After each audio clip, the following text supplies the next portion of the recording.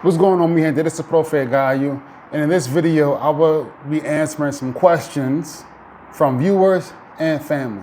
Stay tuned.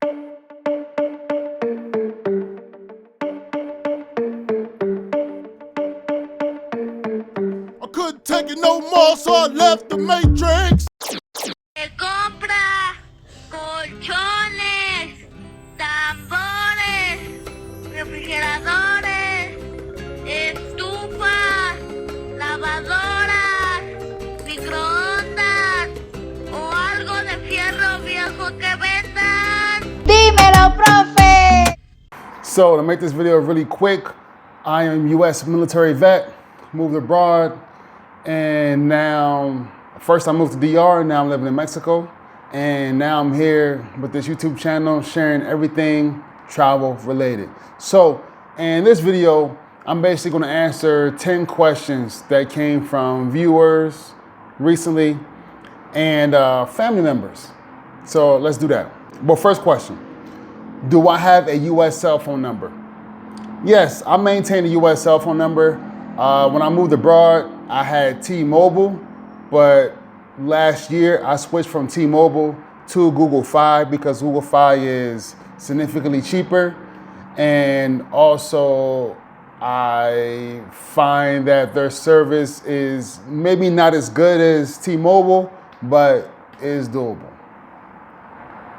Number two, do you maintain health insurance in the US?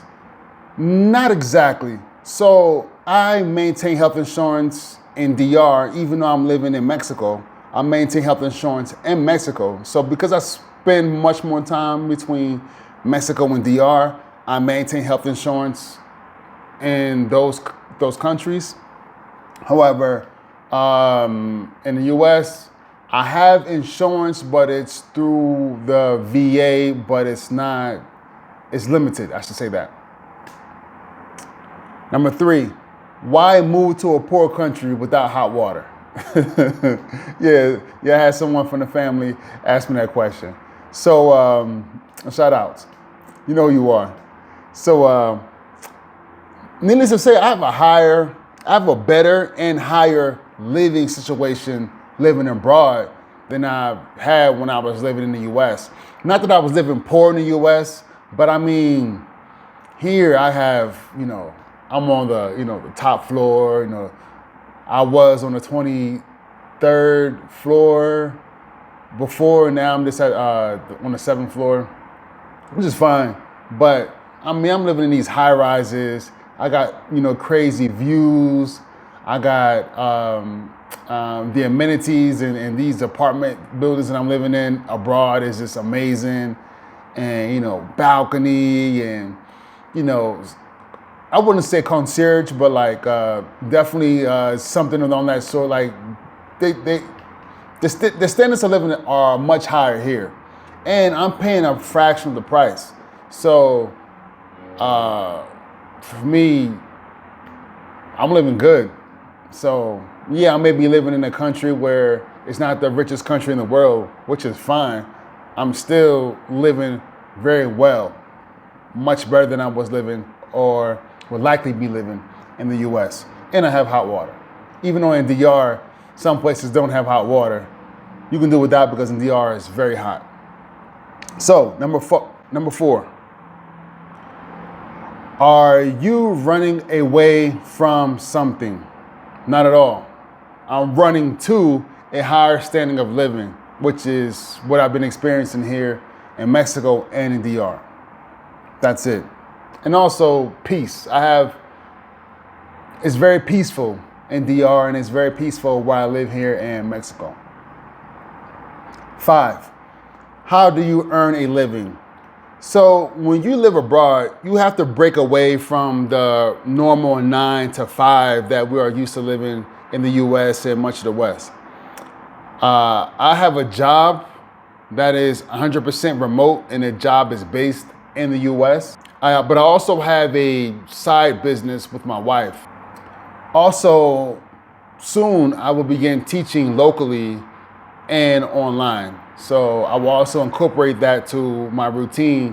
What I wanted to add on that is when you move abroad, you have to become independent. Like you have to start thinking differently and breaking away from that 9 to 5, basically. Number 6, are they racist over there? Now, there's racism in some form of fashion everywhere in the world. Wherever you are, wherever you are, and you have to get out and get what's yours, no matter what sort of racism that you may be confronted by. So you cannot let that stop you from moving forward. So needless to say, to answer the question, is there racism here? There's some form of racism here, but for the most part, I encounter good people, I encounter decent people, and that's who I surround myself around, with those type of people.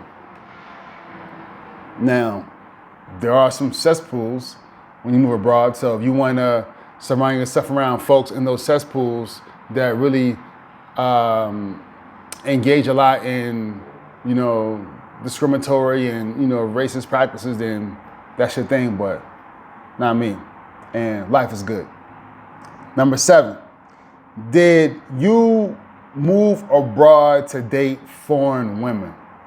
No, I did not.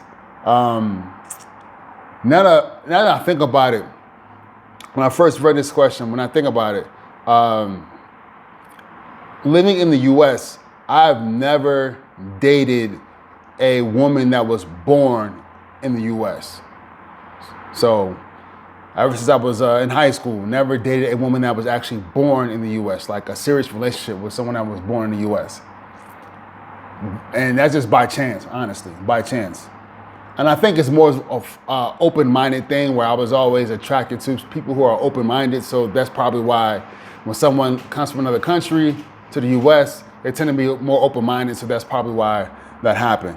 And one of the biggest reasons I actually wanted to move abroad when I did is because I was separated from my daughter's mom, and I needed to be closer to my daughter.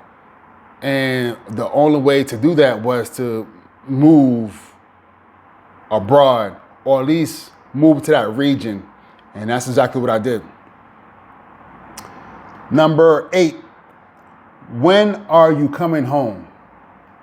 I am home.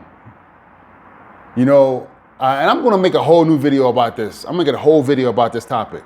But needless to say, I am home.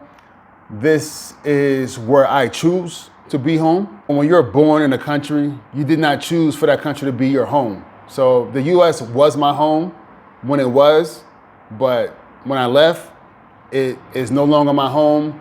It is very foreign to me, and I am home right now.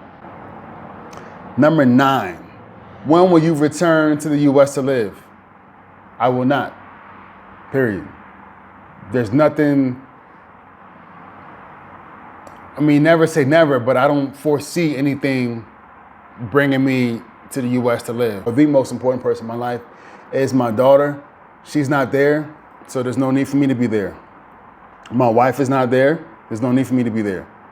There you go. I got my mom, I got my siblings, I got my extended family, but they're good. That doesn't mean I need to go there. They can come and visit me wherever I'm at.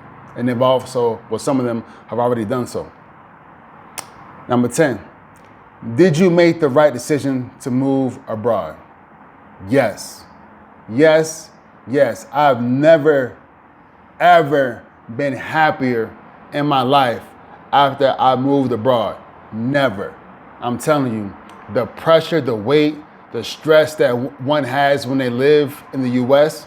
and when they move abroad to a society that's just, more laid back and peaceful. And yeah, a veces tú tienes que coger lucha. Sometimes you gotta struggle a little bit, with adapting in the ways that, people are too relaxed and, maybe not as professional or don't take things as serious. At the same time, when you flip that coin, it's more peaceful, and I'm presented with a more peaceful lifestyle, a more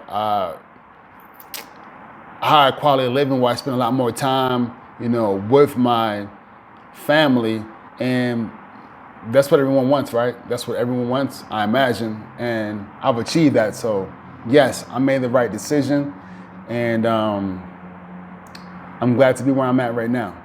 So those are 10 questions that I received from viewers and family members recently. So I hope you enjoyed this video. Just wanted to share something different with you all.